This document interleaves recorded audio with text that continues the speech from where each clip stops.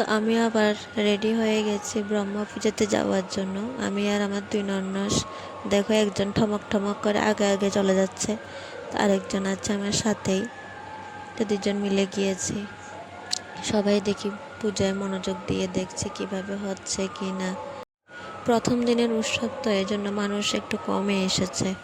একটু পরে প্রসাদ দেওয়ার সময় তখন আরেকটু আসবে। তো আমরা আর বসার জায়গায় পাচ্ছি না, কি করব। একটা পলিথিন ছিল, পলিথিনটা টেনে এবার বসে পড়েছি আমরা। তো বসে বসে দেখছি কিভাবে আরতি হচ্ছে। থালাগুলো এত সুন্দর লাগছে, সবাই বিভিন্ন রকমের ফুল ফল দিয়ে সাজিয়েছে, দেখতে খুব সুন্দর লাগছে। আর এদিকে পাতা নিয়ে বসে পড়েছি আমরা। তো সবাই অধিক আগ্রহের সাথে তাকিয়ে আছে কখন দেবে। তো যাক, ফাইনালি দেওয়া শুরু হয়ে গেছে, কিন্তু এর মধ্যেও ঘটনা একটা ঘটে গেছে।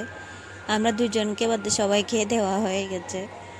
তো তারপর আবার এসে দিয়েছে।